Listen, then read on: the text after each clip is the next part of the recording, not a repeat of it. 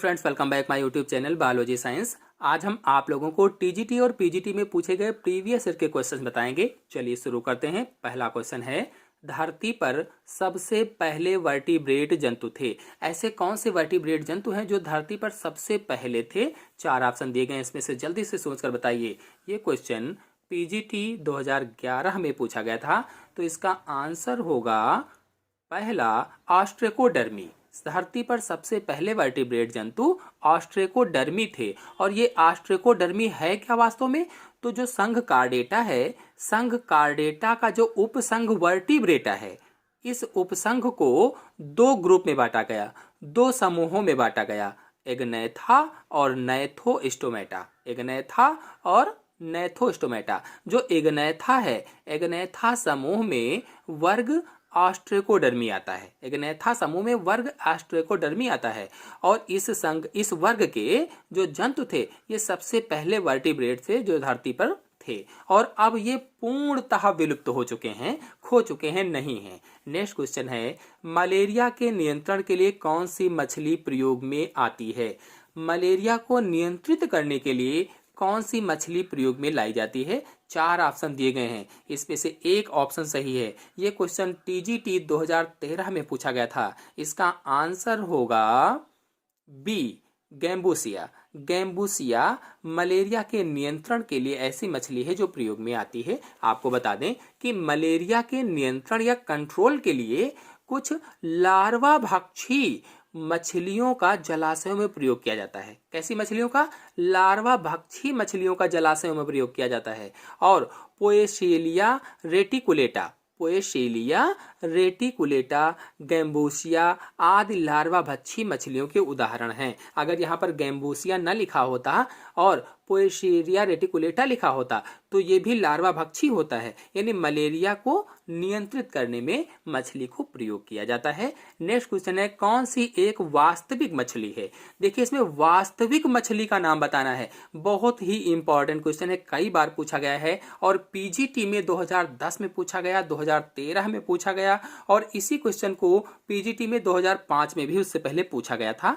तो ये कौन सी है मछली इसमें से जो वास्तविक मछली होती है? आंसर सही होगा इसका डी, फ्लाइंग फिश। जो फ्लाइंग फिश है ये वास्तविक मछली है। बाकी जो व्हेल है, कटल फिश है, सिल्वर फिश है, ये असत्य मछली हैं, सत्य मछली नहीं है। आपको यहीं पर बताते चलें कि flying fish, catfish, pipefish, paddlefish, goldfish और ग्लोब फिश, ये इतनी जो मछलियां हैं, flying fish, catfish, pipefish, paddlefish, goldfish, globefish, ये सभी मछलियां वास्तविक मछलियां होती हैं, मत्स्य वर्ग के अंतर्गत आती हैं, वास्तविक मछलियां हैं। याद रखेंगे आप लोग। यहां पर देखिए, एक मछली बताई गई फ्लाइंग फिश। इस तरह से कैट फिश हो सकती थी, पाइप फिश हो सकती थी, इनमें से कोई भी हो सकती थी। ये कैसी मछलियां होती हैं? ये वास्तविक मछलियां होती हैं। और अगर अवास्तविक मछलियों की बात की जाए, आभासी मछलियों की बात की जाए, या सीधे तौर पर कहें तो असत्य मछलियों की बात की जाए, तो silver fish, cuttle fish, jelly fish और व्हेल, ये असत्य मछलियां होती हैं। नेक्स्ट क्वेश्चन है, कौन वास्तविक मछली है? देखिए, मैंने बताया था पीजीटी 2005 में क्वेश्चन पूछा गया, फिर से वही आया है। कौन वास्तविक मछली है? तो इसका आंसर होगा पहला, कैट फिश वास्तविक मछली है। नेक्स्ट क्वेश्चन है, स्कोलियोडॉन की लाल रुधिर कणिकाएं होती हैं। स्कोलियोडॉन की लाल रुधिर कणिकाएं या आरबीसी कणिकाएं होती हैं कैसी? 4 ऑप्शन दिए गए हैं। पहला है गोल केंद्रक युक्त, दूसरा है गोल केंद्रक विहीन, तीसरा है अंडाकार केंद्रक युक्त और चौथा है अंडाकार केंद्रक विहीन। पीजीटी 2013 में क्वेश्चन पूछा गया था। इसका आंसर क्या होगा? जल्दी से सोचिए और बताइए कि स्कोलियोडॉन की लाल रुधिर कणिकाएं कैसी होती हैं? आंसर होगा सी, अंडाकार केंद्रक युक्त होती हैं। अंडाकार केंद्रक युक्त। आपको बता दें कि स्कोलियोडॉन या इसी को डॉग फिश भी कहा जाता है, इसकी लाल रक्त कणिकाएं जो होती हैं, जो एरिथ्रोसाइट्स होती हैं, वो अंडाकार होती हैं, ओवल शेप होती हैं। और इनमें केवल एक केंद्रक तथा आयरन का एक यौगिक हीमोग्लोबिन पाया जाता है। नेक्स्ट क्वेश्चन है, स्कोलियोडॉन का अंतःकंकाल बना होता है। स्कोलियोडॉन का अंतःकंकाल किसका बना होता है? उपास्थिका, हड्डियों का, सल्कों का, प्लेटों का। टीजीटी 2013 में क्वेश्चन पूछा गया था। इसका आंसर होगा पहला, उपास्थिका, यानी स्कोलियोडॉन का अंतःकंकाल उपास्थिका बना होता है, कार्टिलेज का बना होता है। आपको बता दें कि स्कोलियोडॉन को डॉग फिश भी कहा जाता है, अभी मैंने बताया था डॉग फिश भी इसको कहते हैं। और यह मत्स्य वर्ग का कार्टिलेजिनस मछली है। कैसी मछली है? मत्स्य वर्ग की कार्टिलेजिनस मछली है। और यह नैथोस्टोमेटा समूह के अंतर्गत आती है। जो संघ कार्डेटा है, कार्डेटा के संघ वर्टिब्रेटा को दो ग्रुपों में बांटा गया है, दो समूहों में बांटा गया है, एक नैथा और नैथोस्टोमेटा, तो उसी का ये नैथोस्टोमेटा है। इसका पूरा अंतःकंकाल उपास्थिका बना होता है या कार्टिलेज का बना होता है। किसका? स्कोलियोडॉन का। जो अंतःकंकाल होता है वो कार्टिलेज का बना होता है या उपास्थिका बना होता है। और ये पिंडज होते हैं अर्थात वायवीपिरस होते हैं, पिंडज अर्थात वायवीपिरस होते हैं। नेक्स्ट क्वेश्चन है, डॉग फिश निम्न में से किस समूह के अंतर्गत आती है? डॉग फिश किस समूह में आती है? 4 समूह दिए गए हैं। और डॉग फिश को मैंने बताया क्या कहा जाता है? स्कोलियोडॉन कहा जाता है। तो किसके अंतर्गत आएगी? बी सही होगा, नैथोस्टोमेटा के अंतर्गत आएगी। और नैथोस्टोमेटा उपसंघ वर्टिब्रेटा का एक ग्रुप है, समूह है। और वर्टिब्रेटा क्या है? तो कार्डेटा संघ का एक उपसंघ है। नेक्स्ट क्वेश्चन है, कौन सी मछली पिंडज होती है? 4 ऑप्शन दिए गए हैं, इसमें ऐसी मछली का नाम बताना है जो पिंडज होती है।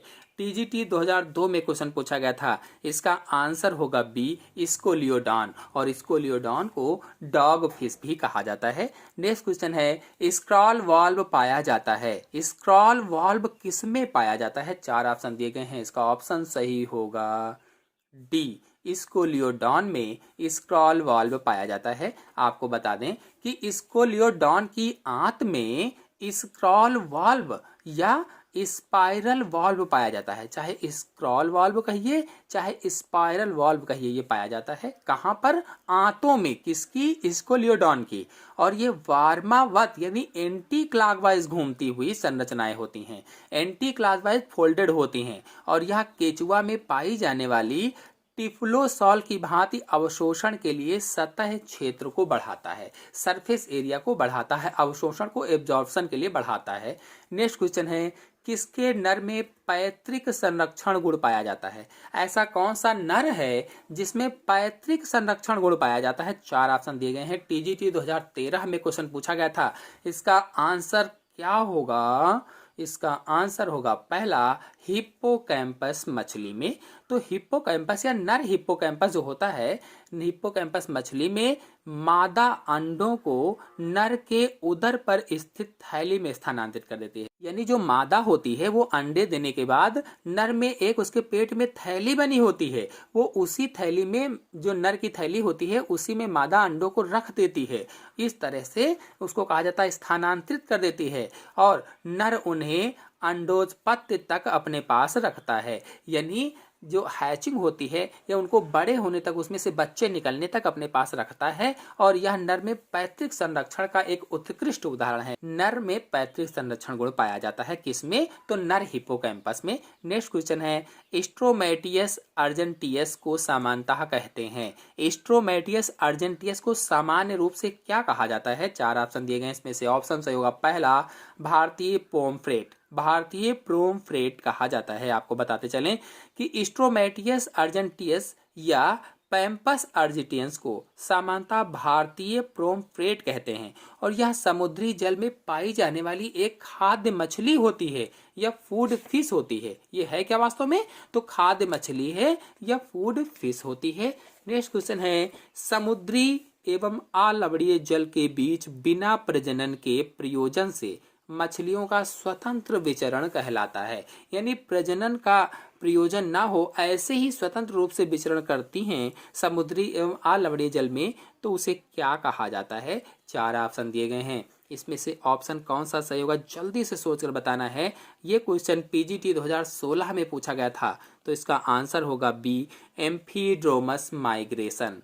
एम्फीड्रोमस माइग्रेशन होता है। आपको बता दें कि मछलियों में प्रजनन के उद्देश्य से अलवणीय जल या अलवणीय जल को अंग्रेजी में फ्रेश वाटर बोला जाता है। फ्रेश वाटर से जो मैरीन वाटर होता है, समुद्री जल होता है, इसकी तरफ विचरण को केटाड्रोमस माइग्रेशन कहते हैं। केटाडोमस माइग्रेशन कहा जाता है, जबकि जो समुद्री जल से अलवड़ी जल की तरफ एनाड्रोमस माइग्रेशन कहलाता है। अगर समुद्री जल से अलवड़ी जल की तरफ है तो एनाड्रोमस माइग्रेशन कहलाता है, और जब यह विचरण बिना प्रजनन के प्रायोजन से होता है तो उसे एम्फीड्रोमस माइग्रेशन कहा जाता है। तो 3 तरीके के माइग्रेशन मैंने बताए। केटाड्रोमस माइग्रेशन क्या हुआ? जब प्रजनन के उद्देश्य से अलवड़ीय जल से समुद्री जल की तरफ विचरण करती हैं मछलियां, तो उसे केटाड्रोमस माइग्रेशन कहा जाता है। और जब समुद्री जल से अलवड़ीय जल की तरफ मछलियां विचरण करती हैं तो उसे एनाड्रोमस माइग्रेशन कहा जाता है।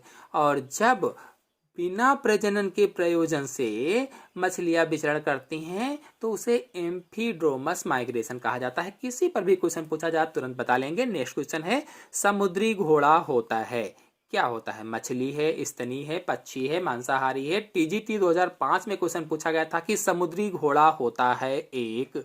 ऑप्शन सही होगा इसका पहला, समुद्री घोड़ा एक मछली होता है। आपको बताते चलें कि समुद्री घोड़ा, या अंग्रेजी में इसे सी हॉर्स कहते हैं, सी हॉर्स, या इसे ही हिप्पोकैम्पस कहा जाता है, हिप्पोकैम्पस। और यह मत्स्य वर्ग का प्राणी है, मत्स्य वर्ग, और इन्हें अश्वमीन के नाम से भी जाना जाता है।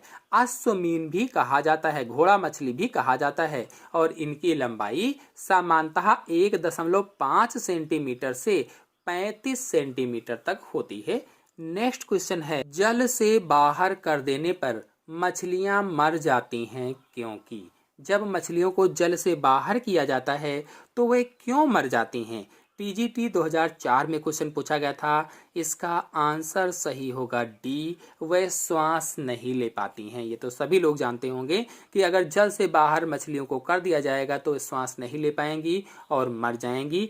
आपको बता दें कि अधिकांश मछलियां, कुछ अपवादों को छोड़ दीजिए, अधिकांश मछलियां गिल्स के द्वारा श्वसन करती हैं। जो गिल्स होते हैं उनमें गलफड़े होते हैं, उनके द्वारा श्वसन करती हैं। और मछलियों में गिल ऐसी संरचनाएं होती हैं जो जल में घुलनशील ऑक्सीजन को ग्रहण कर लेती हैं। यानी इस तरीके की संरचनाएं होती हैं कि जो जल में ऑक्सीजन घुली रहती है उसको ग्रहण कर लेती हैं। और गिल दरारें बाल सदृश रोम से युक्त होती हैं। यानी इसमें छोटे छोटे से दरारों पर रोम भी पाए जाते हैं, बालों जैसे, जो पानी में तैरती हुई अवस्था में खुले रहते हैं। अब जब पानी में वे तैर रहे होती हैं तो ये खुले रहते हैं, लेकिन जल से मछली को बाहर लाने पर ये आपस में ठीक से उसी प्रकार चिपक जाते हैं जैसे शेविंग ब्रश से बाल चिपक जाते हैं। जब शेविंग की जाती है तो बाल चिपक जाते हैं, वैसे ही इनके जो बाल उस पर होते हैं, क्या कहते हैं, गिल्स पर, वो जो रोए होते हैं वो चिपक जाते हैं। अब चिपकने पर क्या होता है कि ऑक्सीजन नहीं ले पाते और ये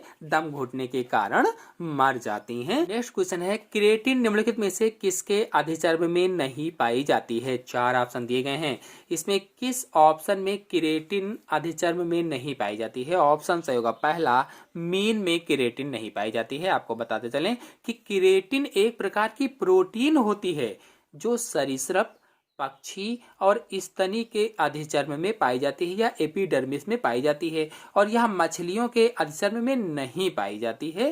तो चिड़ियों के पंख, नाखून, चोंच, मानव के बाल, पशुओं के सींग, खुर में क्रिएटिन पाई जाती है। नेक्स्ट क्वेश्चन है, निम्नलिखित में उत्तर प्रदेश की किस मछली में सल्क नहीं पाए जाते हैं?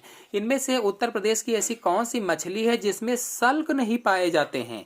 तो इसका ऑप्शन सही होगा डी, बलागो अट्टू। बलागो अट्टू मछली में आपको बताते चले नहीं पाए जाते हैं। अपनी अधिक आक्रामकता के कारण चर्चित स्वच्छ जल में पाई जाने वाली मछली बलागो अट्टू मुख्यतः बांग्लादेश, भारत, पाकिस्तान, इंडोनेशिया आदि देशों में पाई जाती है, और इसके शरीर पर सल्क नहीं पाए जाते हैं और ये आक्रामक बहुत होती है। नेक्स्ट क्वेश्चन है, निम्नलिखित में से कौन सी मछली या कौन सी स्वच्छ जलीय मछली खाने योग्य नहीं होती है?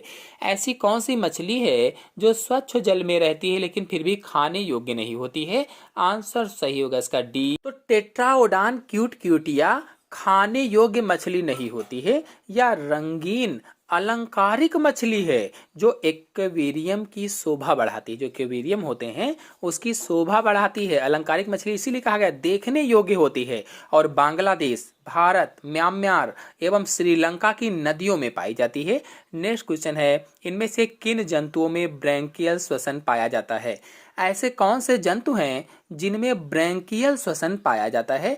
टीजीटी 2011 में क्वेश्चन पूछा गया था। इसका आंसर होगा डी, मछली तथा इथियोसिस। इथियोसिस ये दो चीजें हैं जिनमें ब्रैंकियल श्वसन पाया जाता है। आपको बताते चलें कि श्वसन क्रिया में विभिन्न संरचनाओं के उपयोग के आधार पर इसे विभिन्न प्रकार से अलग अलग भागों में बांटा जा सकता है। जैसे त्वचीय श्वसन, फुफ्फुसीय श्वसन, ब्रैंकियल श्वसन होते हैं। तो त्वचीय श्वसन के त्वचा के माध्यम से होता है, फुफ्फुसीय श्वसन जो होता है ये फेफड़ों के माध्यम से होता है, जबकि जो ब्रैंकियल श्वसन होता है ये गलफड़ों अर्थात गिल्स के माध्यम से होता है। और मछली और इथियोफिस में ब्रैंकियल श्वसन पाया जाता है, यानी गलफड़ों से अथवा गिल्स के माध्यम से श्वसन होता है।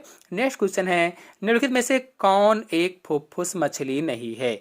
इनमें से कौन सी ऐसी मछली है जो फुफ्फुस मछली नहीं है? पीजीटी 2011 में क्वेश्चन पूछा गया था। इसका आंसर होगा बी, सार्डिनेला। सार्डिनेला फुफ्फुस मछली नहीं है। आपको बताते चलें कि फुफ्फुस मछलियों के समूह में 3 वंश या 3 जीनस प्रोटोपेटेरस, नियोसेरेडोटस और लेपिडोसाइरेन आते हैं। सार्डिनेला फुफ्फुस मछलियों के समूह में नहीं आता है, अतः विकल्प बी अभीष्ट उत्तर होगा।